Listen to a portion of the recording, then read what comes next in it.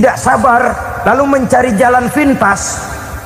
Kesulitan ekonomi, kebetulan istrinya cakep, istrinya disuruh ngojek. Dah lu ngojek aja deh, gua nungguin setoran dah. Suami tapak di rumah. Saudara hadirin yang saya muliakan, buat sepintas memang mendatangkan materi itu mengatasi kesulitan ekonomi, tapi apakah bahagia? Walaupun rumah bisa jadi besar, perabotan bisa serba lebih lengkap dan ada, tapi apakah semuanya mendatangkan bahagia? Sementara suami kehilangan rasa cemburunya, dan dalam agama itu disebut dayus. Dayus, suami yang tidak punya rasa cemburu kepada istrinya. Dan orang dayus kayak begitu haram mendapat bau sorga. Bau sorga saja tidak dapat, apalagi masuk ke dalamnya. Ya tapi juga jangan lantas mentang-mentang harus cemburu sama istri, overacting. Suaminya nawar sayuran, lakinya pulang ngomel, lu pacaran ya sama tukang sayur. Itu juga over, saudara-saudara.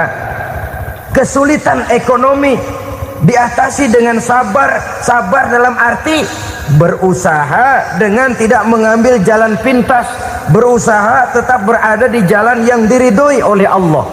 Ini yang jadi problema ini rumah tangga sekarang ini, kesulitan ekonomi, di mana lapangan kerja sulit, di mana persaingan hidup tajam, sedangkan kita hidup ingin seperti orang lain. Kita mudah gelap mata, mudah picik pandangan, mudah sulit pertimbangan, lalu mengambil jalan pintas. Kadang menjual akidah, menjual keimanan. Kebetulan penderingan kering, ada yang nawarin beras 3 liter sama supermi 2 bungkus. Hari Minggu diajak ke gereja mau. Itu iman kena beras 3 liter telap. Kesulitan ekonomi, saudara-saudara, sehingga Imam Ali pernah berkata, kadal fakru ayyakuna kufran. Kemiskinan memang mudah membawa orang kepada kekafiran, kepada perbuatan-perbuatan yang bisa mengundang kekafiran. Oleh karena itu dalam tamsil lain beliau berkata, kalau ada ular dan ada kemiskinan, kemiskinan yang saya getok lebih dulu, kemiskinan yang saya bunuh lebih dahulu. Karena kemiskinan mudah membawa orang kepada kekufuran. Bagaimanapun sulitnya ekonomi yang dihadapi dalam rumah tangga, percayalah satu saat jalan keluarnya mesti ada. Mesti ada. Jangan sampai mengambil jalan pintas yang membuat kita keluar dari jalan yang ditinjau dari segi kemasyarakatan pun mendatangkan aib, ditinjau dari kehormatan berkeluarga pun mendatangkan nista, ditinjau dari segi ekonomi pun barangkali tidak akan mendatangkan kelimpahan materi. Jalan pintas pada umumnya, saudara-saudara, hanya memberikan kenikmatan yang sekejap. Dan apalah itu artinya kalau harus mengorbankan kesenangan yang abadi dan kekal. Kadang-kadang mengorbankan anaknya sendiri, anaknya dikomersilkan. Pokoknya siapa yang nyamper lu berangkat aja dah. Asal pulang nenteng pisang sama jeruk sebongsang, orang tua udah anteng aja udah. Saudara hadirin yang saya muliakan, setiap kita selalu berhadapan dengan kesulitan. Karena itu rumah tangga yang bertujuan mencapai mardhatillah, mereka sabar dalam menghadapi kesulitan. Tidak ada beras, puasa saja, puasa sunnah. Puasa sunnah, lapar tapi ada pahalanya, daripada tidak puasa lalu ngegerundel. Brengsek Tuhan, gue sembahyang melulu lapar juga. Sudah lapar tidak berpahala. Bukankah Rasulullah sendiri kalau pulang ke rumah Aisyah lalu berkata, ya Humairah, ada makanan hari ini? Ada makanan yang enggak ada bang. Alhamdulillah kalau begitu saya puasa. Pulang dari mana-mana perut lapar, mau makan tidak ada makanan, bukan marah, bukan ngamuk, puasa. maka boleh puasa sunnah niatnya udah siang jam 10 jam 11 asal dari pagi belum makan apa-apa. Niatnya jam 10 sah dengan catatan dari pagi belum makan apa-apa. Jangan sudah sepiring setengah baru niat, itu lain. Itu ngojek namanya itu. Pengertian dalam kesulitan. Satu malam beliau pulang dari masjid agak larut. Habis ngajar banyak yang bertanya, ketuk pintu, assalamualaikum, assalamualaikum. 3 kali beliau memberi salam, tidak ada jawaban, tidak dibukakan pintu. Rupanya istri beliau lelah bekerja di waktu siang, tidurnya pules benar. Marah ke Rasul? Tidak, beliau gelar sorban, tidur di depan pintu. Asraful anbiya wal mursalin ini, Rasul termulia ini, karena menghargai istrinya tidur di depan pintu. Sampai Aisyah bangun sepertiga malam terkejut buka pintu, suaminya ada di depan pintu. Beliau bangunkan. Ketika dibangunkan, Rasul lebih dulu berkata, maaf sayang, saya pulang terlambat. Sudah nggak dibukain pintu, tidur di depan, dibangunin, beliau duluan yang minta maaf. Pengertian. Kalau emosi memang nggak dibukain pintu, tidur di depan, begitu dibukain yang enak kita tunjuk jidatnya.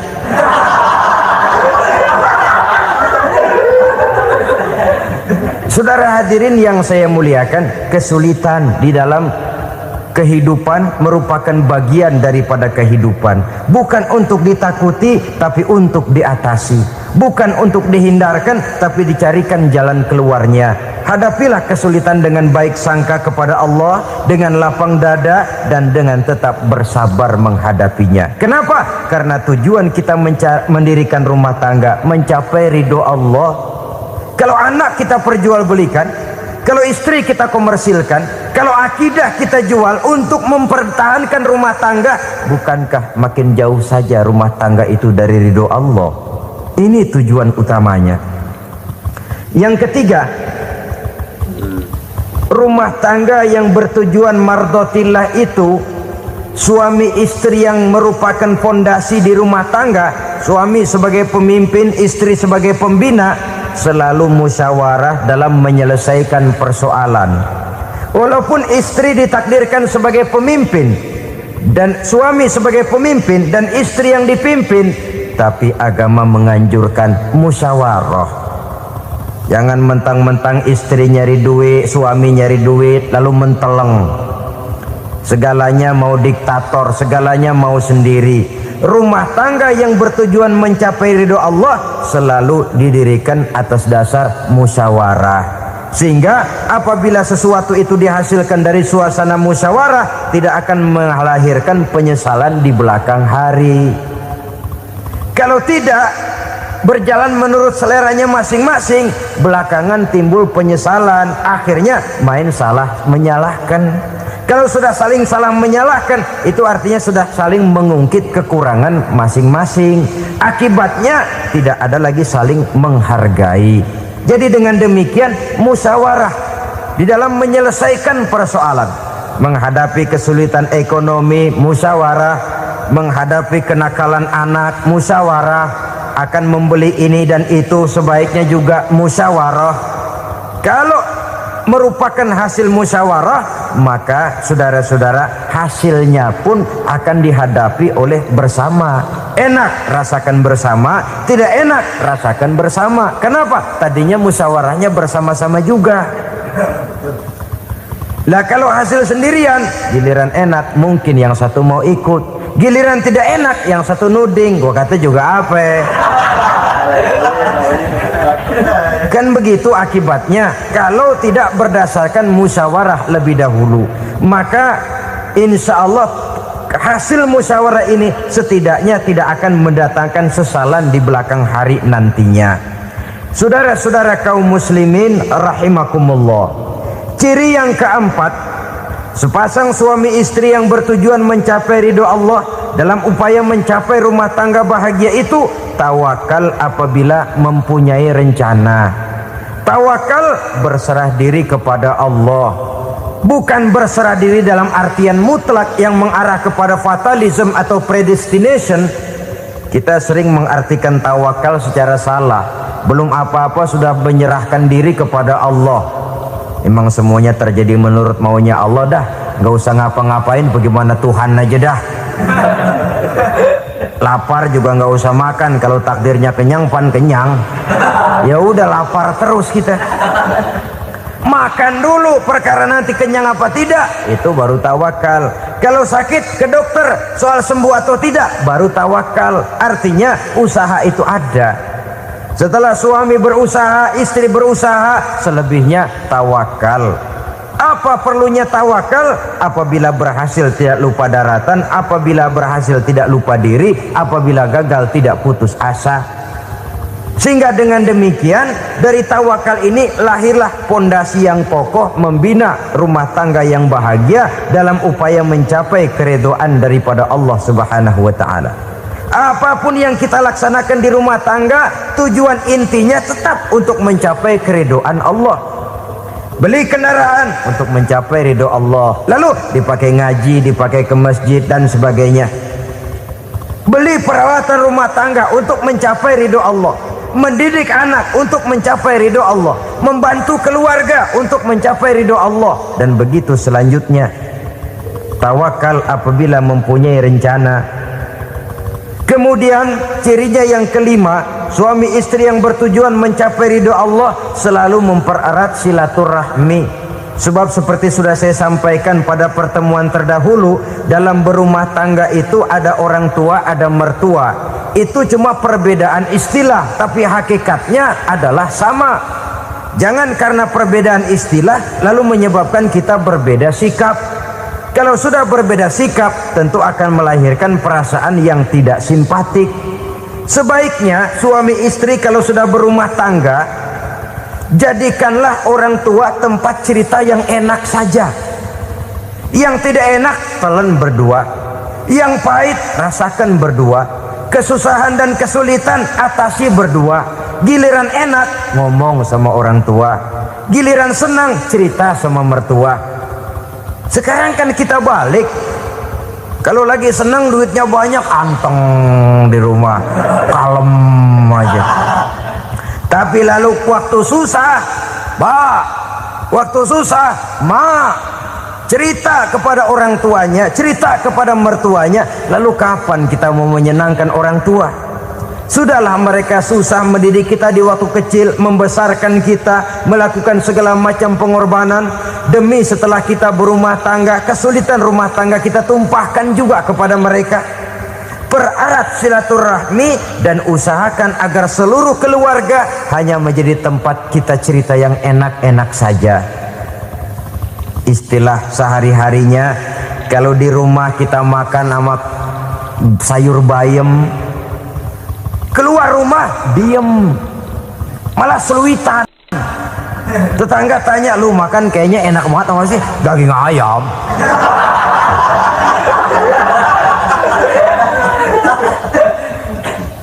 Lalu tetangga kan akan berbisik, itu makannya tuh orang enak bener ya, rumah tangganya tiap hari makan sama daging ayam.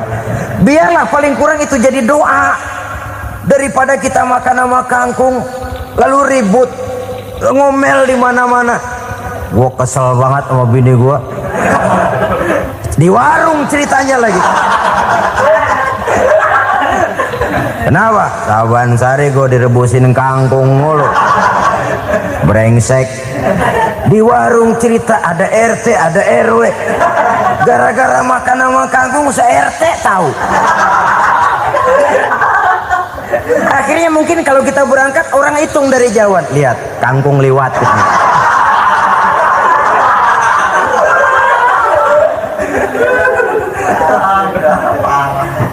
Bisa menjaga yang disebut security informasi, rahasia rumah tangga. Bahkan pernah saya berikan contoh karena ingin menghargai. Suami beliin kain batik buat istrinya. Istri tahu begitu sepintas, nih kain jelek nih. Tapi karena mau menyenangkan suaminya, dia bohong. Bagaimana bu kain yang bapak beliin? Aduh bagus bener pak, bagus sekali itu kain. Warnanya pak emang yang model begitu tuh. Tetangga kita mana ada yang pakai kain begitu pak. Ya emang nggak ada jelek. Menghargai. Sebab kalau waktu itu si istri jujur, yang timbul sakit hati suami. Bagaimana bu kain yang saya beliin? Goblok lo. Kain begitu dibeliin di pasar juga banyak 1.400, campur odol lagi. Sudahlah, suami punya niat baik, sampai rumah digoblok-goblokin, tidak ada lagi rasa saling menghargainya. Begitu pentingnya mempererat silaturahmi ini, sampai Nabi berpesan, isnani la yanzurullahu ilaihima yaumal qiyamah, qati'ur rahim wa jarus su'. Ada dua golongan manusia yang di akhirat nanti tidak akan dilihat oleh Allah, tidak akan diopeni oleh Allah, didiemin aja. Siapa mereka? Pertama, orang yang suka memutuskan silaturahmi. Yang kedua, tetangga yang jahat dengan tetangganya. Dua golongan manusia ini, pemutus silaturahmi, kemudian juga tetangga yang jahat dengan tetangganya, ini tidak akan dipandang oleh Allah di hari akhirat nanti. Jadi pererat silaturahmi, sebab kita ini zon politikan, makhluk yang bermasyarakat, yang tidak bisa hidup sendirian. Setiap kita memerlukan orang lain. Kita disebut kaya karena ada yang miskin, kita disebut alim karena ada yang awam, kita disebut berkuasa karena ada rakyat jelata. Tanpa rakyat tidak ada penguasa, tanpa yang miskin tidak ada orang kaya. Kalau tidak ada yang jelek, siapa yang bilang cakep? Karena ngimbangi. Saudara hadirin, atas dasar ini mestinya kita selalu bersyukur dalam segala posisi, tidak lalu salah terima kepada karunia yang diberikan Allah kepada kita.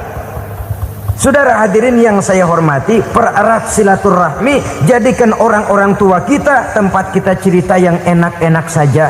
Yang tidak enak, telan sendiri, usahakan sendiri, carikan jalan keluarnya sendiri. Setidaknya ya diam sajalah. Kalau belum bisa membalas budi baik orang tua, setidaknya jangan menyakiti hati orang tua kita. Sudah lelah dan payah dia mengasuh kita, membesarkan kita, merawat kita, demi setelah kita berumah tangga, seluruh kesulitan kita bawa lagi kepadanya. Karena itu buat para istri juga ini perhatian. Kalau dimarahi suami, jangan cepat-cepat pulang ke rumah orang tuanya. Nggak boleh diomelin dikit, main buntal aja. Gua pulang dah. Pulang. Sampai sana cerita habis-habisan, dikucek kejelekan suaminya. Nanti 2-3 hari balik aja lagi, kan nggak lucu jadinya. Saudara hadirin, begitu juga suami mencaci maki habis istrinya, 2-3 hari bayar aja lagi. Konyol, istrinya sudah dicaci maki habis-habisan, dijeleki leluhur-leluhurnya, 2-3 hari baik lagi, mesraan lagi. Kata bininya dalam hati, gua lu jelekin juga, lu pakai juga, payah.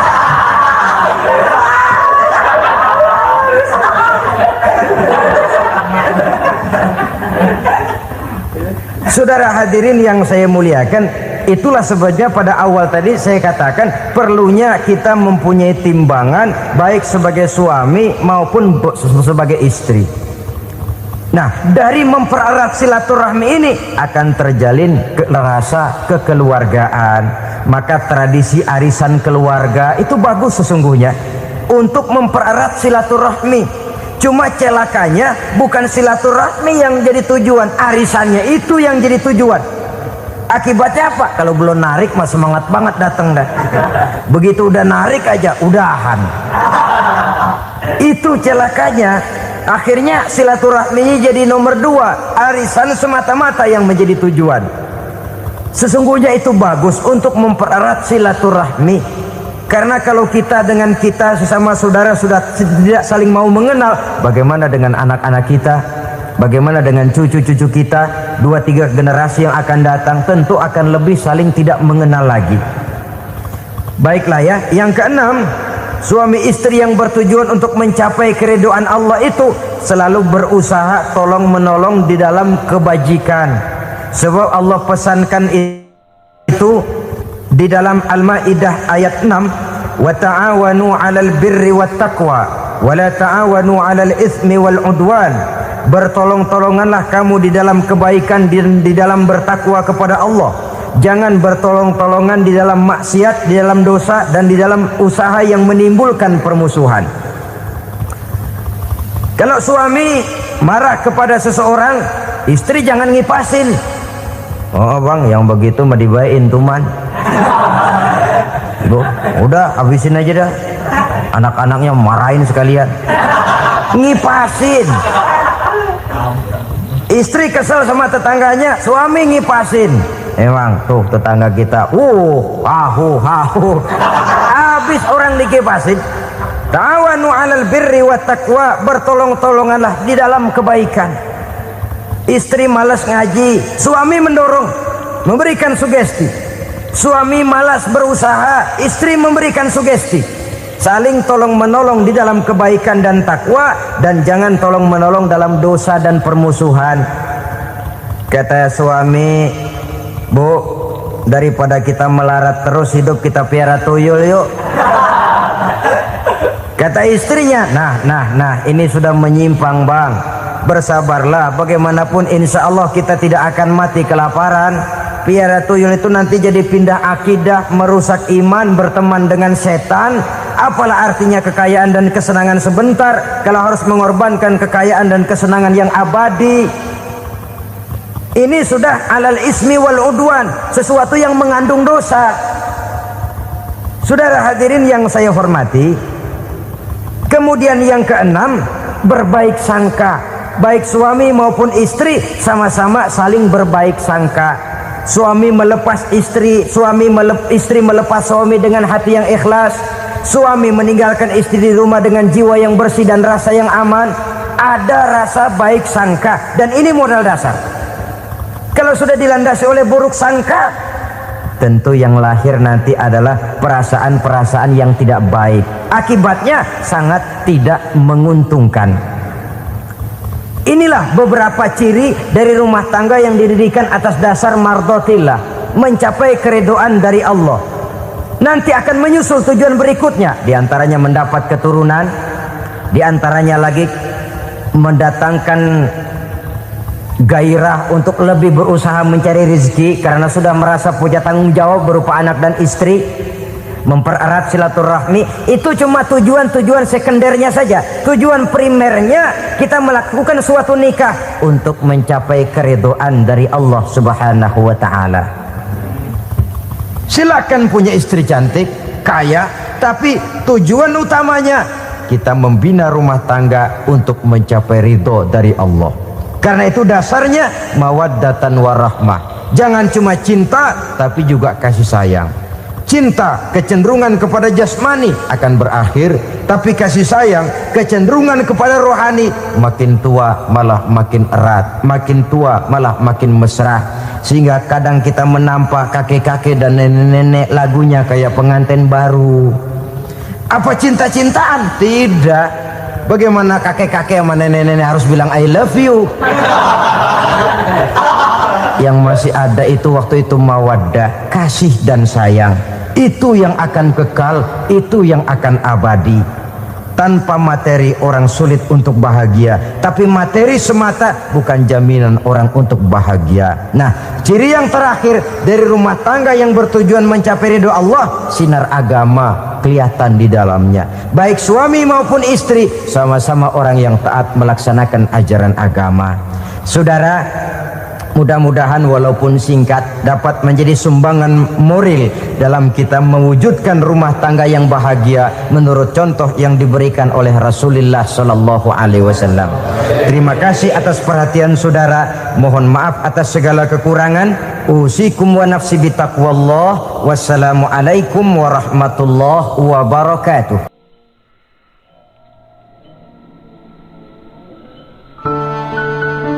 Assalamualaikum warahmatullahi wabarakatuh. Ala alihi wa sahbihi ajma'in, amma ba'du. Saudara-saudara kaum muslimin rahimakumullah, salah satu dari misi Islam ialah mengangkat harkat dan martabat manusia yang sebelumnya dibedakan oleh warna kulit, oleh suku bangsa dan bahasa, seluruhnya diikat dengan satu akidah, menghilangkan perbedaan akibat warna kulit, suku bangsa dan bahasa. Termasuk dalam upaya itu betapa Islam telah mengangkat harkat dan martabat kaum wanita. Maka pada pertemuan kali ini kita akan membicarakan tentang peranan wanita sepanjang pandangan agama. Sebelum Islam datang, nasib perempuan nyaris hanya berputar di segitiga saja. Dapur, sumur, kasur. Kasur, sumur, dapur. Seolah-olah wanita terpaut dengan 3 itu tadi. Seolah-olah wanita tidak bisa berbuat lebih banyak daripada itu.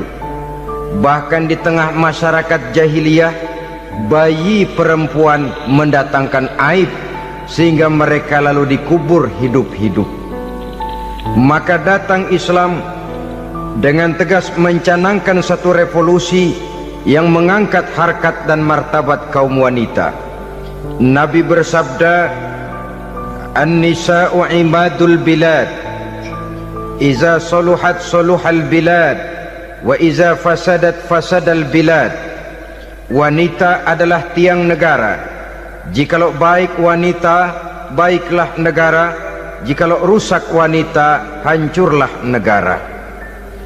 Dalam berbagai ayat Al-Quranul Karim menjelaskan tentang wanita dan peranannya. Al-Quran bercerita tentang Siti Hawa. Al-Quran bercerita tentang anak perempuan Nabi Adam, Iklima dan Labuda, yang menyebabkan Habil dan Qabil saling berbunuh-bunuhan. Al-Quran menceritakan bagaimana ibunya Nabi Musa mendapat wahyu untuk menghanyutkan anaknya di hilir sungai Nil. Al-Quran bercerita tentang Siti Maryam, ibu daripada Nabi Isa. Al-Quran bercerita tentang 2 putri Nabi Yusuf, yang akhirnya salah satunya menjadi istri daripada Nabi Musa. Pun Al-Quran bercerita tentang Ratu Balkis, seorang wanita yang menjadi penguasa di negeri Sabah, yang demikian besar pengaruhnya dan wawasannya. Dan banyak lagi Al-Quran menceritakan keadaan kaum wanita, sampai-sampai dalam Al-Quran ada satu surah yang dinamakan surah An-Nisa. Ini seluruhnya berarti bahwa Al-Quran telah menempatkan kaum wanita dalam satu posisi yang mulia dan terpuji. Al-Quran memberikan emansipasi, bahwa wanita berhak mengejar kemajuan sebagaimana halnya kaum laki-laki.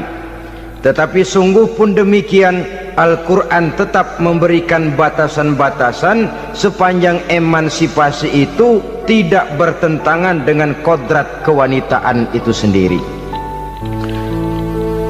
Kalau persamaan dan kemajuan, kalau emansipasi dan hak asasi sudah tidak sesuai lagi dengan kodrat kewanitaan, pada akhirnya bukan mengangkat harkat dan martabat kaum wanita, justru malah merendahkan derajat dan martabat kaum wanita itu sendiri. Seperti sebagian besar wanita ini, mereka berteriak menuntut tentang persamaan hak, tapi mereka melupa apa batasan daripada persamaan hak itu sendiri. Sesungguhnya Islam dengan segala konsepsinya yang mengangkat martabat kaum wanita itu memberikan keleluasaan kepada kaum wanita untuk maju bersama laki-laki sepanjang tidak menginjak-injak kodrat kewanitaan itu sendiri. Kalau sudah sampai kepada menginjak kodrat kewanitaan, maka akan merendahkan martabat kaum wanita. Sebab apa? Secara fisik dan psikis agaknya memang laki-laki sudah ditakdirkan oleh Allah untuk menjadi pembimbing bagi kaum wanita. Walaupun tidak tertutup kemungkinan wanita tampil sebagai pemimpin, tetapi dari segi fisik biologis misalnya, laki-laki itu diciptakan kekar, kuat, untuk memikul dan melaksanakan tugas-tugas yang berat. Sedangkan perempuan pada umumnya adalah lembut, ayu, lemot, denok, geboy, dan lain sebagainya. Maka kalau kita baca sejarah, Allah itu belum pernah mengutus rasul perempuan, semua rasul laki-laki. Sebab apa? Secara fisik biologis tugas kerasulan lebih dimungkinkan oleh seorang laki-laki. Tugas rasul itu berat, kadang-kadang perang, dicaci maki, berhadapan dengan ujung tombak, ujung pedang dan lain sebagainya.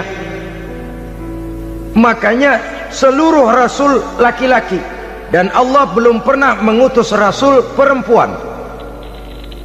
Dari segi lain, perempuan itu banyak terhalang untuk melaksanakan ajaran agama.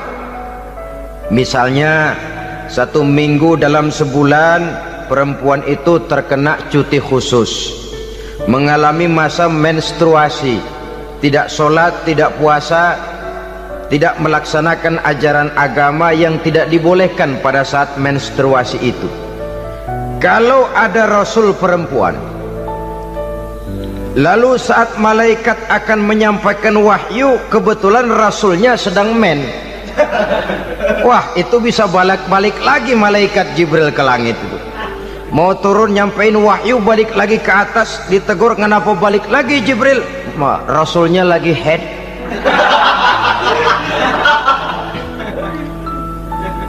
Atau pada saat agama dalam bahaya, agama dalam hinaan, agama dalam ancaman, rasulnya perempuan kebetulan sedang hamil besar. Apa lalu perang ditunda? Pengumuman perang ditunda saja sampai rasul melahirkan.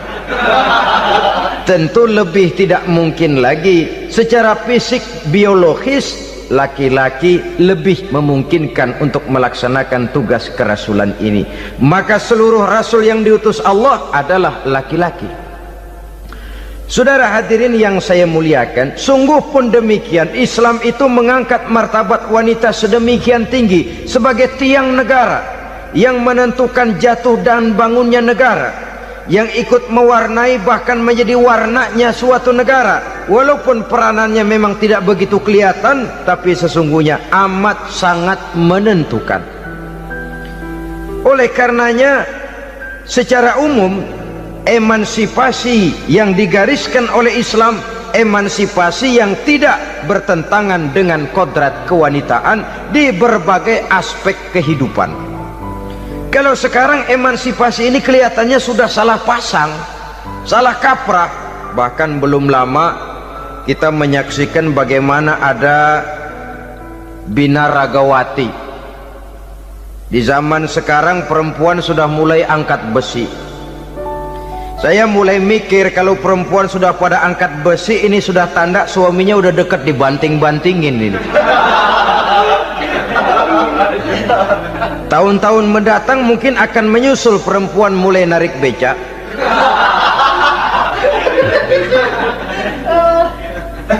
Nampaknya kan sudah tidak lagi mengindahkan kodratnya sebagai wanita. Ada olahraga yang hanya pantas dikerjakan oleh laki-laki. Oleh karena itu pada kesempatan ini kita akan mencoba melihat peranan wanita dari berbagai dimensinya. Yang pertama, peranan wanita sebagai istri. Adalah Rasul memilih istri pertamanya Sayyidatuna Khadijah radhiyallahu anha. Kalau pilihan utama beliau pertama kali nikah dengan Siti Khadijah, jelas itu pilihannya bukan karena kecantikan. Kenapa? Beliau nikahi Siti Khadijah dalam usia 40 tahun Khadijah dan 25 tahun Rasul. Statusnya janda pula. Kalau beliau seorang pemburu kembang, pemburu bunga, kenapa mesti nikah dengan janda berumur 40 tahun? Sedangkan beliau waktu itu masih berumur 25 tahun. Apa sasaran utamanya? Bisa kita lihat nanti.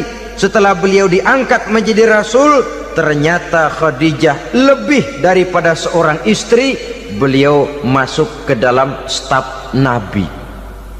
Orang lain beliau belum beriman, beliau malah beriman lebih dahulu sebagai perempuan pertama yang masuk Islam. Orang lain memusuhi Nabi, beliau malah mengorbankan hartanya untuk membantu perjuangan Nabi. Istri setia semacam ini dengan peranannya sebagai istri yang sedemikian rupa memberikan andil yang sangat besar bagi kesuksesan dan keberhasilan seorang suami. Sebaliknya, seorang istri bisa mempengaruhi suaminya. Seorang suami yang jujur, polos, lugu, sederhana bisa jadi koruptor ulung kalau didorong-dorong oleh istrinya. Seorang istri Pak Lurah memang tidak ikut mengatur kelurahan, tapi dia bisa mewarnai suaminya. Seorang istri gubernur memang tidak ikut mengatur provinsi, tapi dia bisa mewarnai suaminya. Sepanjang warnanya positif, tentu sangat baik dan sangat diharapkan. Tetapi kalau warnanya negatif, kiamatlah akibatnya umat ini.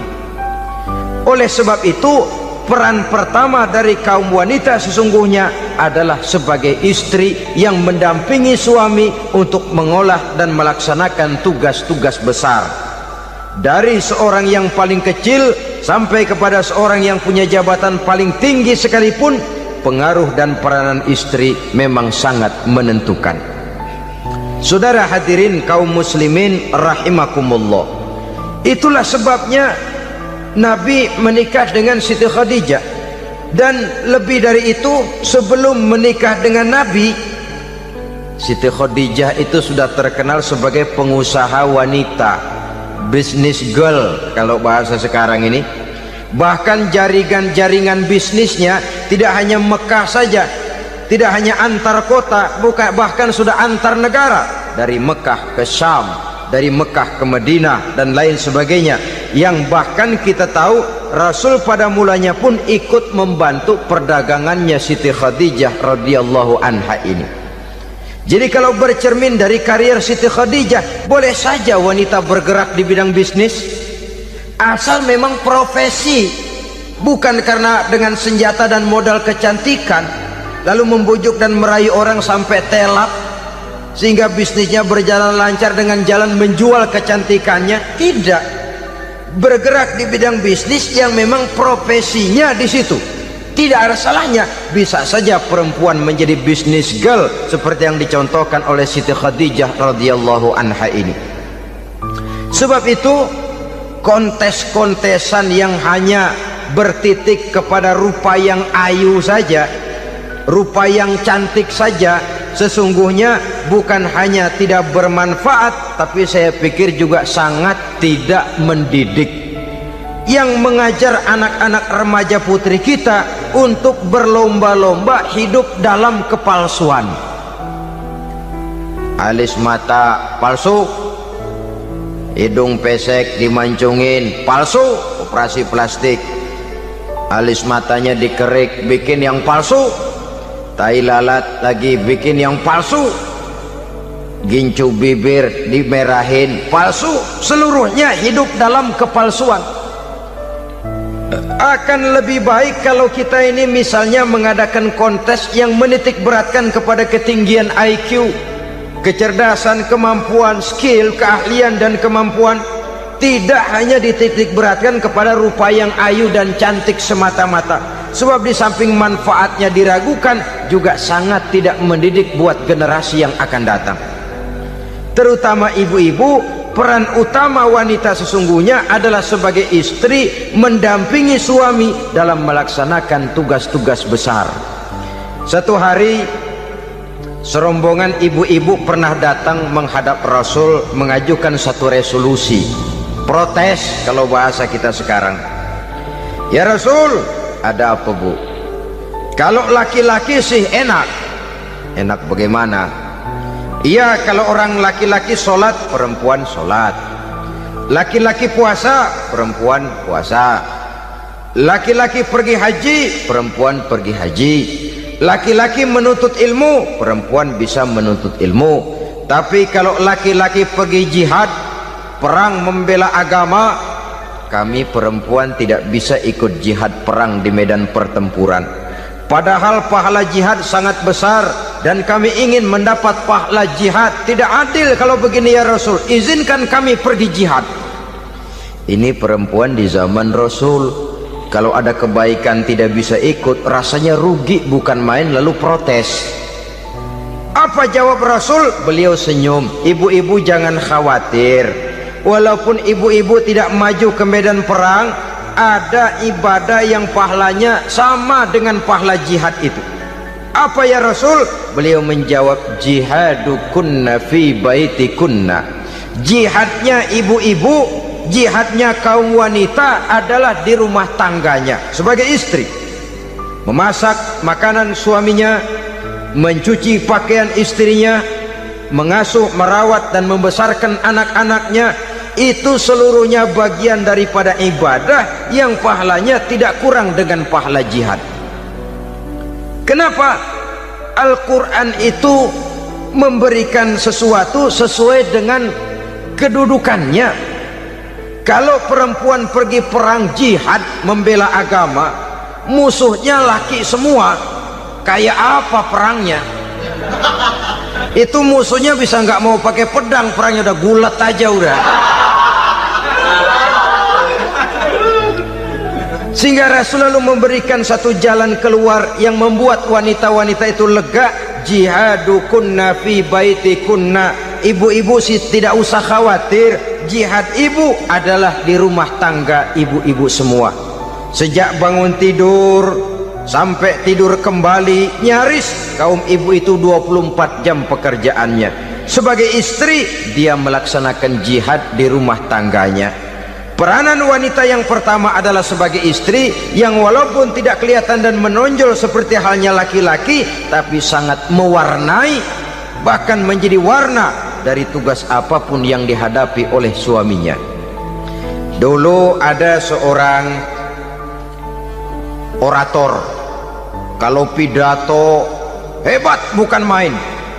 Kalau dia bernada gembira, semua orang senyum. Kalau dia bercerita tentang sesuatu yang sedih, satu masjid orang nangis. Orang tanya kepadanya, Pak, bisa pidato begitu hebat, siapa yang bikin? Ya saya sendiri. Istrinya dari belakang bilang, tidak, yang bikin pidatonya hebat saya. Kata suaminya, mana bisa, saya, kata istrinya. Kalau saudara tidak percaya, tunggu Jumat depan, dia khutbah Jumat, saya akan bikin khutbahnya tidak hebat, kata istrinya. Sudah hari Rebo, siap-siap mau bikin konsep khutbah, baru mau nulis, datang istrinya, bang tolong pegangin anak saya mau ke warung. Mau bikin konsep lagi, kata istrinya, bang tolong ini, tolong itu, tolong ini. Sampai mau berangkat khutbah Jumat, khutbah belum selesai dibikin. Begitu naik mimbar, kehabisan bahan. Sudah 10 menit masih ama ba'du, ama ba'du, ama ba'du. Ini yang dengar heran, ini orang kok bicaranya bisa cuma amat sama badu, amat sama badu saja. Di situ kelihatan saudara-saudara betapa peran serta istri yang walaupun tidak kelihatan oleh pandangan mata yang zahir, tapi teramat sangat menentukan. Sekali lagi, tidak ada seorang suami bisa sukses jadi apapun dia tanpa peran serta istrinya di rumah. Tidak ada kemajuan yang bisa diperoleh kalau tidak karena peran serta istrinya di rumah. Tidak ada kesuksesan yang bisa diraih tanpa keikutsertaan daripada istrinya di rumah. Walaupun suaminya yang dikenal orang, suaminya yang dipuji orang, suaminya yang disanjung orang, bagian besar tetaplah saham dan andil daripada istrinya yang di rumah itu. Ini makna an-nisa imadul bilad. Wanita adalah tiang negara. Jikalau baik wanita, baik negara. Jikalau rusak wanita, hancur negara. Karena wanita, negeri Sabah menjadi terkenal tentram, aman, wawasan politiknya luas. Seorang semacam Cleopatra bisa menaklukkan Julius Caesar. Dan begitu selanjutnya. Banyak cerita-cerita betapa wanita yang berperan di belakang layar ini bahkan bisa menggoyangkan negara. Bahkan yang paling dekat saja contoh dengan kita, Senator Gary Hart. Saudara masih dengar tentu itu, betapa harus terpaksa mengundurkan diri dari pencalonan presiden Amerika karena kasusnya dengan Donna Rice itu, dengan hostess itu. Betapa di sini seorang perempuan atau seorang wanita sanggup membongkar seseorang yang punya masa depan ceria untuk menuju kursi kepresidenan dari suatu negara adidaya seperti Amerika, bisa gagal berantakan karena skandalnya itu. Apa penyebabnya? Wanita. Tapi wanita juga bisa menyebabkan menjadi cambuk majunya laki-laki. Wanita juga bisa menghancurkan dan mengubur laki-laki. Saudara hadirin yang saya muliakan, ia memang kelihatannya makhluk yang lemah, tapi di balik kelemahannya itu sesungguhnya dia bisa menelan laki-laki yang bagaimanapun besarnya. Saudara-saudara kaum muslimin rahimakumullah, terutama ibu-ibu yang saya hormati, jadi peranan yang pertama wanita sebagai seorang istri. Yang kedua, wanita sebagai ibu. Ini juga sangat besar pengaruhnya dalam membentuk generasi masa yang akan datang. Bapak oleh karena kesibukan tugasnya tentu lebih banyak di luar rumah. Yang nyaris 24 jam di rumah itu ibu. Bagaimana dia merawat anaknya, bagaimana dia menaruh perhatian terhadap anaknya, bagaimana ia melimpahkan kasih sayang kepada anak-anaknya, akan membentuk kepribadian anak dan artinya membentuk generasi yang akan datang. Kalau seorang ibu sudah cuek-cuek saja kepada anaknya, padahal Quran mengatakan al-jannatu tahta aqdamil ummahat, surga di bawah telapak kaki ibu. Hadis ini bisa kita artikan macam-macam. Pertama, anak tidak akan mendapat kebahagiaan tanpa ridho daripada ibunya. Kedua, ibu adalah wanita agung yang harus ditaati. Ketiga, neraka atau surga anak bergantung kepada ibu, bagaimana dia mewarnai anak. Kalau ibunya cuek-cuek saja sama anaknya, dan sering jadi contoh klasik, kalau anak ayamnya beduk maghrib belum pulang, satu RT dicariin, hansip diundang, kalau perlu dan ramil dilaporin. Tapi kalau anak gadisnya jam 12 tengah malam belum pulang, ibu tenang-tenang saja Pak. Tidak tergerak dan tidak tertarik hatinya. Ya tentu tidak semua. Kalau sudah begitu, bukankah hakikatnya ibu sudah menciptakan neraka buat anaknya sendiri? Khalil Gibran dalam satu tamsil yang indah pernah mengatakan, kalau kita diberikan sebutir mutiara, sebutir intan, dan intan itu sebutirnya sebesar telur ayam, benda yang sangat langka dan berharga, tentu kita sayang intan atau mutiara itu. Kita jaga baik-baik, kita simpan dalam kotak, kotaknya kita kunci, kotak itu kita simpan di dalam lemari, lemarinya kita kunci lagi, lemarinya ada di dalam kamar, kamarnya pakai pintu, pintunya kita kunci lagi, kamar itu ada dalam rumah, rumahnya pakai pintu, dikunci lagi, kemudian rumahnya pakai pintu gerbang besar, gerbangnya juga digembok lagi. Untuk menjaga intan itu jangan sampai hilang, begitu usaha kita berlapis-lapis. Dan intan itu sudah diberikan kepada kita, kata Khalil Gibran. Apa dia? Anak-anak yang diamanahkan Allah kepada kita. Itu intan-intan mahal, itu mutiara-mutiara pilihan yang dititipkan dan diamanahkan untuk kita jaga sebaik-baiknya. Haruskah dia sia-sia di tangan kita? Haruskah dia merana jatuh di tangan ibu yang tidak punya tanggung jawab? Saudara hadirin yang saya muliakan, oleh karenanya peranan sebagai ibu ini sangat menentukan bagi pembentukan generasi yang akan datang. Salah ibu mengarahkan anak, akan lahir generasi mendatang yang tidak kita harapkan. Sehingga Nabi bersabda, kullu mauludin yuladu 'alal fitrah fa abawaihi yuhawwidanihi aw yunassiranihi aw yumajjisanihi. Setiap bayi dilahirkan dalam keadaan suci. Setiap bayi dilahirkan dalam keadaan bersih, tidak punya dosa. Islam tidak mengenal dosa warisan. Semua saja bayi lahir dalam keadaan suci dan bersih. Kalau demikian lalu bagaimana? Kata Nabi, ibu bapaknya lah yang kelak akan menjadikan anak itu sebagai Yahudi, yang kelak menjadikan itu anak itu sebagai Nasrani, atau menjadikan anak itu sebagai Majusi. Ibu bapaknya yang mewarnai anak. Ibaratnya anak itu kertas putih, mau ditulis tinta hijau warnanya hijau, mau ditulis tinta merah warnanya merah, mau ditulis tinta hitam pun warnanya hitam. Oleh karena itu pembentukan anak yang soleh secara mental sesungguhnya sudah diwarnai oleh kebiasaan ibu bapak dalam pergaulan di rumah tangganya secara mental.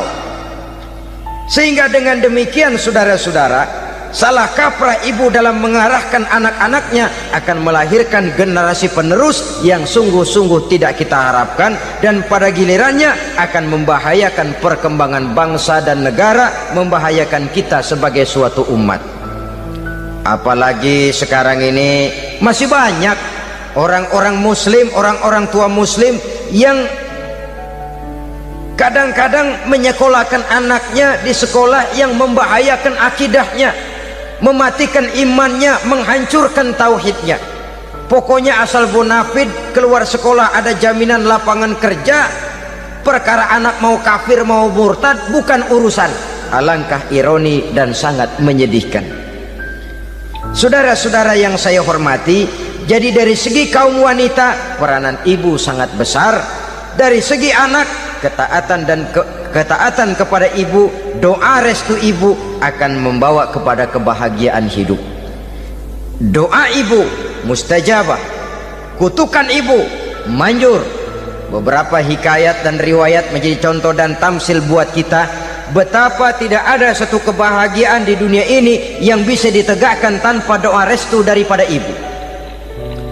Pantas kalau dalam Al-Quran ada ummul kitab, ibunya atau induknya kitab.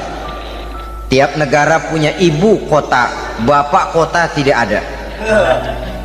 Lalu lagi wawasan Nusantara disebut ibu pertiwi, bapak pertiwi kemana tahu. Saudara hadirin yang saya muliakan, lalu dalam peringatan hari-hari besar nasional ada yang namanya Hari Ibu. Hari bapak nggak pernah diperingati. Ada Hari Ibu, dan ibu itu pun ada Ibu Kartini, ada Ibu Dewi Sartika, dan macam-macam lagi yang seluruhnya merupakan refleksi dan gambaran betapa peranan kaum wanita di dalam kehidupan ini yang memang banyak mewarnai dan menjadi warna dari suatu kegiatan. Saudara-saudara kaum muslimin rahimakumullah, apabila yang pertama tadi kita melihat peranan kaum wanita sebagai istri, betapa ia berpengaruh besar dalam ikut menunjang keberhasilan dan kesuksesan suaminya.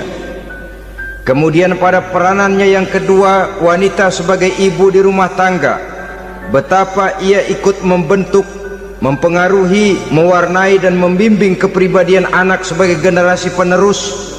Maka pada peranan yang ketiga ini kita akan melihat wanita sebagai social agent, sebagai penggerak kegiatan sosial di berbagai bidang kehidupan. Apakah itu bernama majelis taklim, apakah itu bernama perkumpulan dan yayasan-yayasan kemanusiaan, organisasi-organisasi yang bergerak di bidang pendidikan. Bahkan di zaman sekarang bukan hanya menjadi penggerak sosial, bahkan sudah banyak kaum wanita yang menggerakkan satu bangsa. Dunia mengenal Margaret Thatcher, dunia mengenal Indira Gandhi, dunia mengenal Bandara Naike, dunia mengenal Corazon Aquino, dunia mengenal Golda Meir dulu itu dari Israel.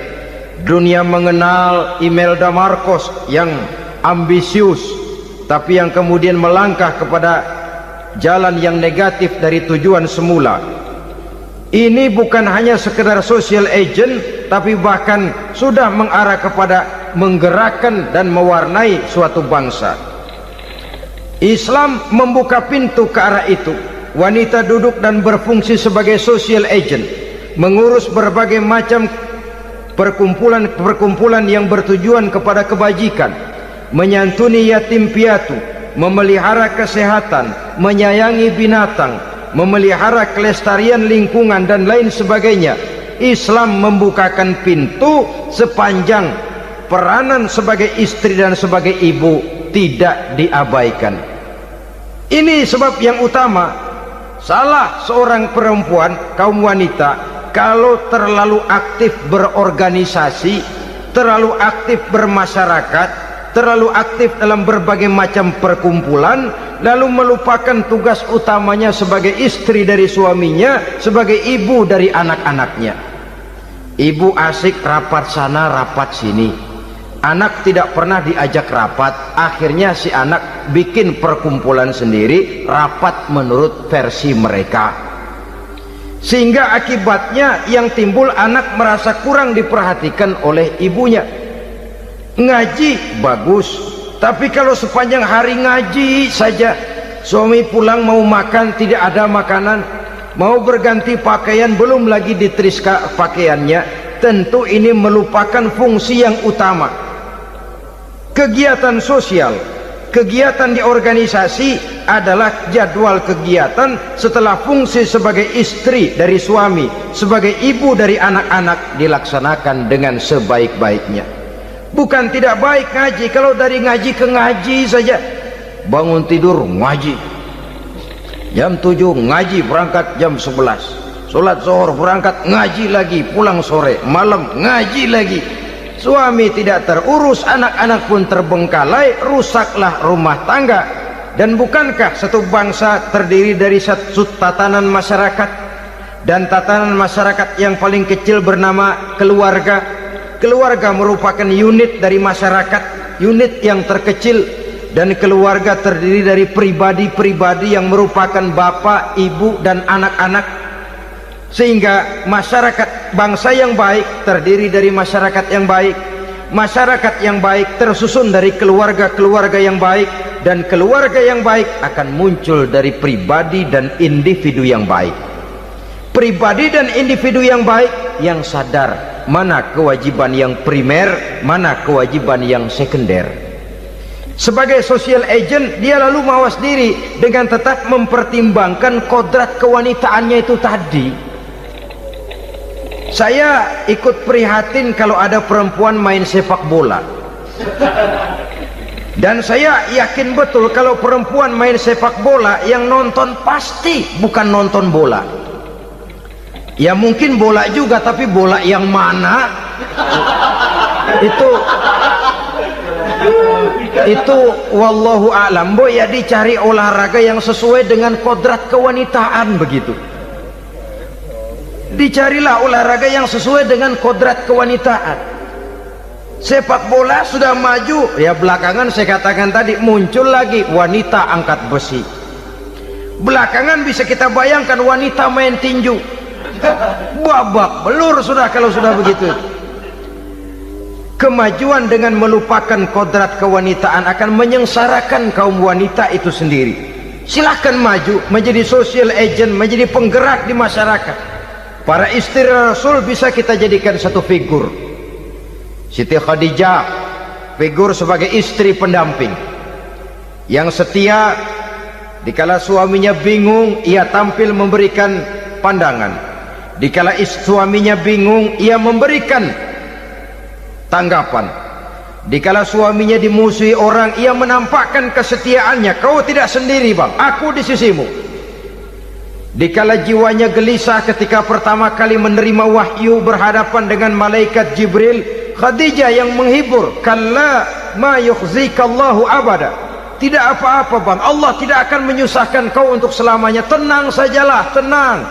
Abang orang baik-baik, Allah tidak akan menyengsarakan abang. Peran sebagai istri. Dan Rasul mantap, sehingga bertahun setelah Khadijah wafat selalu terkenang dan dikenang oleh Rasul. Pernah satu saat beliau itu seperti orang melamun. Aisyah tanya, kok seperti ngelamun bang? Iya, kata Rasul, saya seperti mendengar suara terompahnya Khadijah di surga. Padahal Khadijah sudah lama wafat. Aisyah mendengar itu rada sedikit manyun. Kata Aisyah, bang, cukup sekali ini saja, jangan sebut-sebut lagi nama itu ya. Cemburu rupanya. Ya soal cemburu sih nggak bini Nabi, nggak bini kita, namanya cemburu. Perempuan mesti ada. Apa jawab Rasul? Ya Humairah, Aisyah, haruskah saya melupakan seseorang yang dikala orang lain memusuhi saya, dia mati-matian membela saya?